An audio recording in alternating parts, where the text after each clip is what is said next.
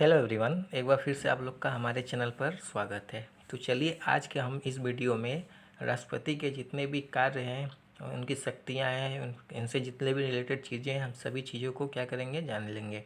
ठीक है, पूरे इस वीडियो में।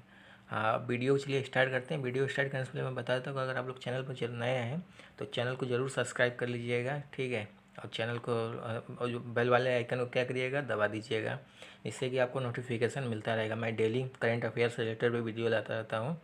तो चलिए अब स्टार्ट करते हैं वीडियो को। ठीक है, वीडियो को अब क्या करते हैं, स्टार्ट करते हैं। सबसे पहले देखेंगे राष्ट्रपति, जो भारत के राष्ट्रपति हैं उनके कार्य और शक्तियों के बारे में जानेंगे। तो सबसे पहले भारत के राष्ट्रपति कौन है? रामनाथ कोविंद हैं। ठीक है, कौन है? रामनाथ कोविंद है। सबसे पहले ये जान लेते हैं, उसके बाद हम लोग एक एक करके सभी चीज़ों को जानते हैं। तो आइए पहले सबसे ब्रश चेंज कर लेते हैं कलर। अब देखते हैं कि भारत के राष्ट्रपति का पद भारत का शीर्ष पद होता है। ठीक है, जो उनका पद होता है भारत का, उस शीर्ष पद होता है। राष्ट्रपति को ढेर सारी शक्तियां प्रदान होती है, प्राप्त होती हैं। इनको जो राष्ट्रपति को क्या होता है, बहुत सारी शक्तियां क्या होती हैं, प्राप्त होती हैं। जिसका उपयोग वह समय समय पर क्या करते हैं, समय समय पर क्या करते हैं। ठीक है, साथ जब उनको लगता है कि नहीं, यहाँ वहाँ भी राष्ट्रपति शक्तियों का प्रयोग करना चाहिए, तो वहाँ पे उनकी शक्तियों का प्रयोग होता है। और साथ ही साथ ढेर सारे कार्य भी राष्ट्रपति के पद के साथ जुड़े हुए हैं, जिसका निर्वहन राष्ट्रपति को करना पड़ता है। तो इस पोस्ट में हम उसी सभी शक्तियों और कार्यों के बारे में जानेंगे। ठीक है, इस पोस्ट में हम लोग उससे उनके जितने भी शक्तियों और कार्य हैं सभी के बारे में हम लोग जानेंगे। तो चलिए अब मेन वीडियो को स्टार्ट करते हैं। अब देखते हैं, स्टार्टिंग करते हैं। सबसे पहले एक एक करके लेते हैं। सबसे पहला अनुच्छेद 53 के अनुसार भारत में संघीय कार्यपालिका ठीक है, संघीय कार्यपालिका का प्रधान राष्ट्रपति होता है तथा कार्यपालिका की शक्तियां उनके हाथों में निहित होती हैं। ठीक है, अनुच्छेद किसके? अनुच्छेद 53 के अनुसार। अब सेकंड आते हैं, प्रशासनिक शक्ति देखते हैं। ठीक है, एडमिनिस्ट्रेटिव पावर अब देख लेते हैं। राष्ट्रपति संघ की कार्यपालिका का औपचारिक प्रधान है, अतः संघीय कार्यपालिका के सारे कार्य राष्ट्रपति के नाम के लिए जाने जाते हैं। ठीक है, पहले सबसे पहले ब्रश का और भी चेंज कर लेते हैं, हम ब्लू कलर कर लेते हैं। अब उसके बाद आगे बढ़ते हैं। नियुक्ति अब देखते हैं। नियुक्ति संबंधित अधिकार, रिक्वायरमेंट राइट। अब देखते हैं क्या बोल रहा है। इसमें बोल रहा है आपका, भारतीय संविधान में राष्ट्रपति को प्रधानमंत्री के अन्य मंत्री, न्यायवादी, नियंत्रण एवं महालेखा परीक्षण, उच्चतम एवं उच्च न्यायालयों के न्यायाधीश, राज्यपाल, जल विवाद आयोग, वित्त आयोग, संघ लोक सेवा आयोग, मुख्य एवं अन्य निर्वाचन आयुक्त एवं राज्य निर्वाचन आयुक्त एवं राजभाषा आयोग आदि की नियुक्ति करता है। उच्चतम न्यायालय के न्यायाधीशों की नियुक्ति के संबंध में अनुच्छेद 124(2) के तहत ब्रैकेट 2 के तहत राष्ट्रपति से अपेक्षा की जाती है कि उच्चतम न्यायालय के मुख्य न्यायाधीश तथा उच्चतम एवं उच्च न्यायालयों के न्यायाधीशों से परामर्श करें, जिनसे ऐसा करना आवश्यक समझें। ठीक है, अब उसके बाद आगे देखते हैं क्या लिखा हुआ। राष्ट्रपति को मंत्री, न्यायवादी, राज्यपाल, उच्चतम न्यायालय के प्रतिकूल टिप्पणी पर संघ एवं राज्य लोक सेवा आयोग के अध्यक्ष या सदस्य, संसद की अनुशंसा पर उच्चतम या उच्च न्यायालय के न्यायाधीश अथवा निर्वाचन आयुक्त आदि को पदमुक्त करने का अधिकार है। ठीक है, अब आते हैं उसके बाद राष्ट्रपति के सैन्य शक्ति पे आते हैं। ठीक है, अब सैन्य शक्ति पे आते हैं, मिलिट्री पावर। राष्ट्रपति सशस्त्र सैन्य बलों का प्रधान होता है तथा तीनों सेनाओं, वायु, थल एवं जल के अध्यक्षों की नियुक्ति करता है, परंतु राष्ट्रपति के अधिकार विधायी नियंत्रण से बाहर नहीं है। ठीक है, अब बढ़ते हैं अगले पे।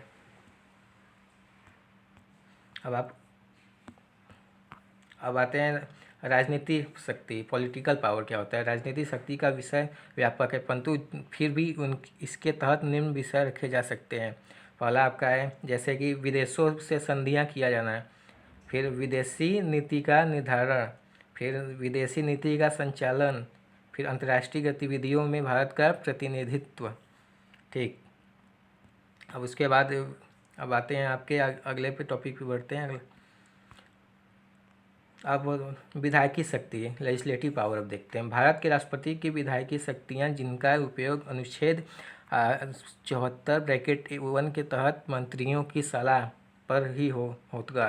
कई प्रकार की कई प्रकार की हैं तथा उन पर निम्न शीर्षकों के प्रति विचार किया जा सकता है। संसद का सत्र आहून करना, सत्रावसान, विघटन, ठीक है, विघटन, सेशन कॉल, सेशन डिसॉल्यूशन। इसके तहत राष्ट्रपति को संसद के सदनों को आहूत करने या उसका सत्रावसान करने तथा लोकसभा का विघटन करने की शक्ति है, ठीक है। और उसके अलावा आगे अब आपका आगे लेख लिख रहा है, गतिरोध हो जाने पर उसे अनुच्छेद 85 एवं 108 के अनुसार दोनों सदनों की संयुक्त बैठक भी आहूत करने की शक्ति है। अब आते हैं अगले कार्यक्रम के आरंभिक अभिभाषण। देखते हैं, राष्ट्रपति अनुच्छेद 87 के अनुसार लोकसभा के साधारण निर्वाचन के पश्चात प्रथम सत्र के आरंभ में एक साथ समवेत संसद के दोनों सदनों में अभिभाषण करेगा और संसद को इसके आहवान का कारण बताएगा, ठीक है। अब उसके बाद आते हैं उनके सदनों में सदस्यों की नामित करने का अधिकार, right to nominate member in the house. अब आते हैं राष्ट्रपति अनुच्छेद 80(1) के तहत राज्यसभा में 12 एवं अनुच्छेद 331 के तहत लोकसभा में 2 सदस्यों को नामित कर सकता है, ठीक है। कितने सदस्यों को नामित कर सकता है? ये दो सदस्यों को क्या कर सकता है? ये टॉपिक में है, इसको नोट कर सकते हैं। 2 सदस्यों को नामित कर सकता है, किसके तहत? अनुच्छेद 12 एवं अनुच्छेद 31 के तहत। अब बढ़ते हैं अगले प्रतिवेदन। अब आते हैं पत्र का प्रतिवेदन, रिपोर्ट। बजट, सीएनजी का प्रतिवेदन, वित्त आयोग की सिफारिश तथा विभिन्न आयोगों के प्रतिवेदन से संबंधित दस्तावेज संसद के समक्ष रखने की शक्ति राष्ट्रपति की है, ठीक है। अब अगला बढ़ता है विधायक के पूर्व मंजूरी, फॉर्मर सेक्शन फॉर लेजिस्लेटर। संविधान में यह उपेक्षा की गई है कि कुछ विषयों पर कानून का निर्माण करने के लिए राष्ट्रपति की पूर्व मंजूरी का आवश्यकता है। अनुच्छेद 3 के अनुसार नए राज्यों के निर्माण का वर्तमान राज्यों की सीमाओं में परिवर्तन करने वाले विधान की सिफारिश करने की अन्य शक्ति राष्ट्रपति को दी गई है, ताकि ऐसा करने के पूर्व प्रभावित राज्यों के विचार प्राप्त कर सकें, ठीक है। और उसके बाद आपके आते हैं अनुच्छेद 117(1) के अनुसार धन विधेयक सदन के पटल पर रखने के लिए राष्ट्रपति की पूर्व अनुमति लेना आवश्यक है। और अनुच्छेद 304 के तहत व्यापार की स्वतंत्रता पर किसी प्रकार का प्रतिबंध अधिरोपित करने वाले विधेयक को सदन के पटल पर रखने के लिए पूर्व राष्ट्रपति की मंजूरी आवश्यक है। अब आते हैं अगला पे, अब विधेयक कानून बिल, ठीक है, बिल लीगल फॉर्म। कोई विधेयक राष्ट्रपति के हस्ताक्षर के बिना ही कानून का रूप लेता है। उसके बाद अब वीटो देखते हैं क्या होता है। वीटो होता है आपका भारत के राष्ट्रपति को संसद द्वारा पारित विधेयक को पर निषेधाधिकार करने का अधिकार इतना प्रभावशाली नहीं है जितना कि अमेरिका में है। अब उसके बाद अब आगे बढ़ते हैं अत्यधिक वीटो, अल्टीमेट वीटो। जब किसी ऐसी परिस्थिति उत्पन्न होती है कि किसी सरकार विधेयक को संसद द्वारा पारित कर दिया गया एवं राष्ट्रपति की अनुमति मिलने के पूर्व ही सरकार किसी कारणवश भंग होगी तथा नई सरकार ने उसे रद्द करने की सिफारिश कर दी, तो राष्ट्रपति अगर उक्त विधेयक को पारित करना आवश्यक समझे तो उस पर वीटो कर सकता है, ठीक है। अब उसके बाद निलंबन आता है आपका, निलंबन वीटो, सुपर सस्पेंशन वीटो, ठीक है। राष्ट्रपति इसका प्रयोग संसद द्वारा पारित विधेयक को एक बार पुनर्विचार करने के लिए भेजकर करता है, ठीक है। अब आपका अगला है जेबी वीटो। अब जेबी वीटो क्या है, इसको देखते हैं आपका जेबी वीटो। जब राष्ट्रपति संसद द्वारा पारित विधेयक को न तो पुनर्विचार के लिए वापस भेजता है और न ही उस पर अनुमति देता है और न ही अनुमति देने से इनकार करता है, इस स्थिति में विधेयक राष्ट्रपति की जेब में पड़ा रहता है और उसे जेब वीटो कहते हैं, जेबी वीटो कहते हैं। उसके बाद इस वीटो का प्रथम प्रयोग 1986 ईस्वी में संसद द्वारा पारित भारतीय डाक संशोधन विधेयक 1986 पर हुआ, जब तत्कालीन राष्ट्रपति ज्ञानी जैल सिंह मेड़ा को इस पर अनुमति दी और नहीं इनकार किया गया। यह अभी भी राष्ट्रपति की जेब में पड़ा हुआ है। अब आगे बढ़ते हैं, अगला देखते हैं। अध्यादेश जारी करने का अधिकार, राइट टू इशू ऑर्डिनेंस। जब संसद का सत्र न चल रहा हो एवं किसी विधायक की तुरंत ही आवश्यकता हो तो राष्ट्रपति इस परिस्थिति में अध्यादेश जारी कर सकता है। ऐसे अध्यादेशों का वही प्रभाव होता है जो कि संसदीय अधिनियम का होता है, परंतु संसद का सत्र प्रारंभ होते ही तिथि से 6 सप्ताह के भीतर इस अध्यादेश को संसद की स्वीकृति मिलना आवश्यक तथा अन्य स्तर निरस्त मान लिया जाता है। इस अध्यादेश का प्रयोग अनुच्छेद 352 में वर्णित आपात स्थिति के संदर्भ में नहीं किया जा सकता। अब क्षमादान का अधिकार, राइट टू फॉरगिवनेस। ठीक है, अब ये क्या होता है, देखिए भारतीय संविधान भी विश्व के अन्य संविधानिक की भांति राष्ट्रीय अधिष्ठा को निम्न सरकार के व्यक्तियों को अनुच्छेद 72 के तहत क्षमा करने का अधिकार प्रदान करता है, जिसे न्यायालय द्वारा किसी अपराधियों के लिए दंडित किया गया है, विधिवत दंडित किया गया। इस सभी मामलों में जिनमें से कोर्ट मार्शल द्वारा दंड दिया गया है, उस सभी मामलों में जहां मृत्युदंड दिया गया है, इसके तहत राष्ट्रपति दंडित व्यक्ति को पूर्ण क्षमा दे सकता है तथा उसकी संज्ञा को कम कर सकता है, सजा को।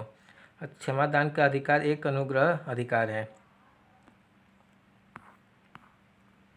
अब देखते हैं राष्ट्रपति की आपात शक्तियाँ कौन से हैं। आपात शक्तियाँ, प्रेसिडेंट इमरजेंसी पावर, भाग 18 अनुच्छेद 352 से 360।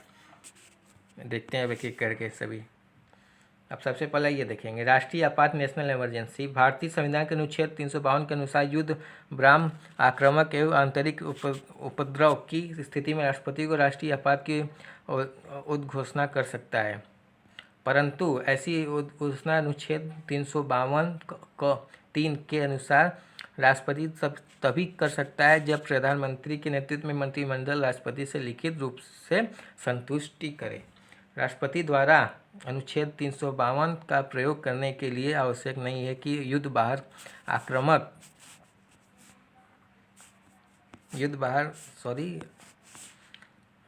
आंतरिक उपद्रव हो गया हो, बल्कि ऐसी आशंका पर भी राष्ट्रपति आपदा घोषित कर सकता है। 44वें संशोधन के अनुसार अनुच्छेद 52 का प्रयोग न्यायिक पुनर्विलोकन के अधीन है।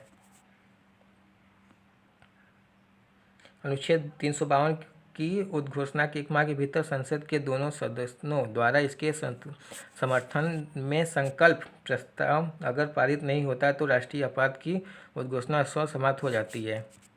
अब आगे देख लेते हैं। उसके बाद संसद द्वारा अनुमोदित होने के पश्चात राष्ट्रपति आपातकाल की घोषणा 6 महीने तक वैध रखती है। इस उद्घोषणा के अधीन संघ को समाज असाधारण कार्यपालिका तथा विधायकी शक्तियाँ प्राप्त कर सकती है। प्रांतों की सरकारें संघ सरकार के निर्देशानुसार चलती हैं। अब आगे देख लेते हैं। राष्ट्रीय आपात के प्रवर्तन अवधि में अनुच्छेद 353 क के तहत संघीय कार्यपालिका प्रांतों को किसी भी विषय पर निर्देश दे सकती है, जबकि साधारण परिस्थितियों में ऐसा हुआ सिर्फ अनुच्छेद 256 एवं 257 के विनिर्दंडित विषय में ही कर सकती है। उसके बाद आगे देखते हैं। राष्ट्रपति आपातकाल संसद द्वारा लोकसभा की अवधि में 1 वर्ष की वृद्धि कर सकती है, जबकि अनुच्छेद 83(2) के तहत साधारण परिस्थितियों में 6 महीने के लिए किया जा सकता है। राष्ट्रीय आपदा प्रबंधन संपूर्ण देश या देश के किसी हिस्से में किया जा सकता है। अभी तक 3 बार 1962 चीनी आक्रमण के समय, 1971 पाकिस्तानी आक्रमण के समय एवं 1975 आंतरिक अशांति के नाम पर राष्ट्रीय आपात लागू हो चुकी है।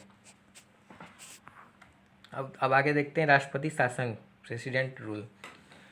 कृषि प्रांत एवं संवैधानिक तंत्र की विफलता की स्थिति में अनुच्छेद 356 के अधीन राष्ट्रपति द्वारा राष्ट्रपति शासन लागू किया जा सकता है। इसका उद्घोषणा राज्यपाल एवं केंद्रीय मंत्रिमंडल की संतुष्टियों के आधार पर होती है।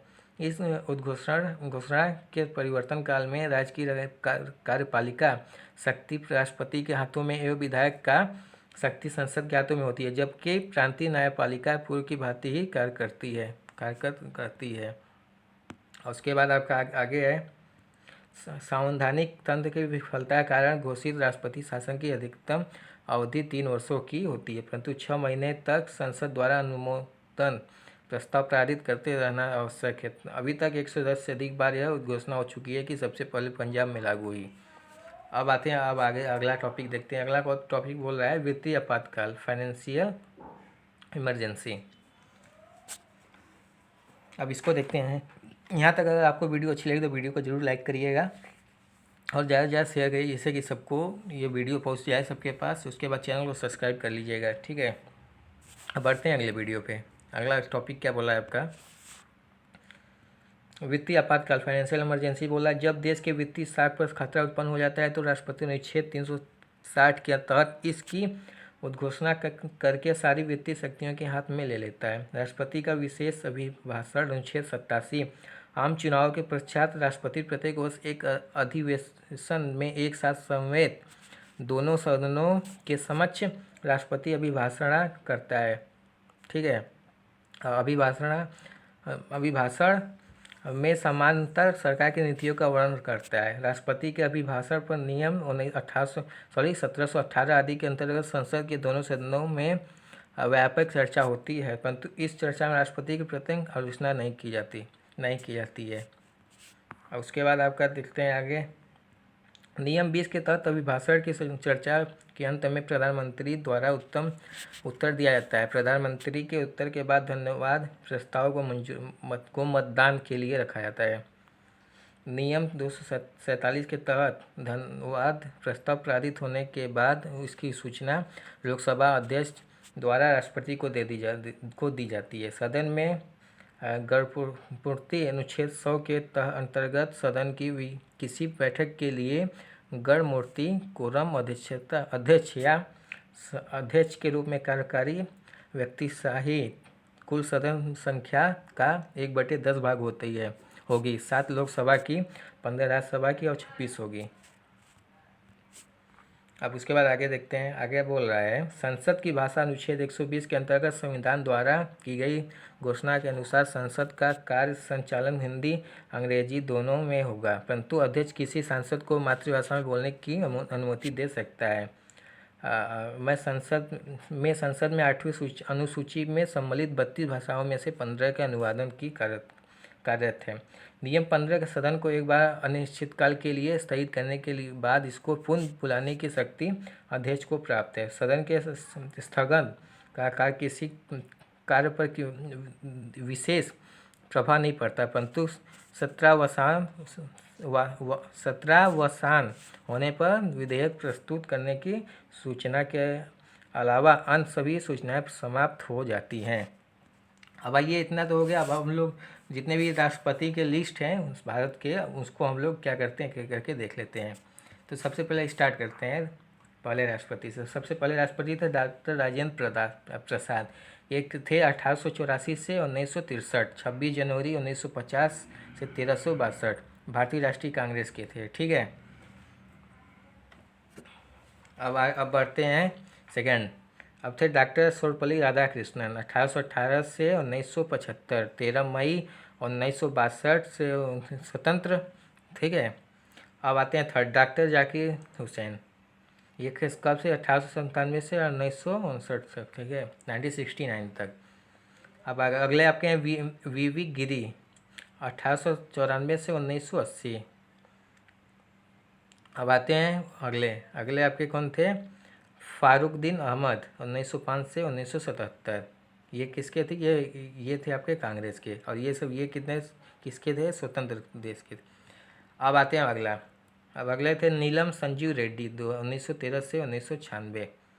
ये किस पार्टी के थे, भारतीय जनता पार्टी के। और फारूक अहमद भी किसके थे, ये भारतीय राष्ट्रीय कांग्रेस के थे। अब उसके बाद आते हैं गिरियानी जेल सिंह, ये 1916 से 19 नेता थे, 1994।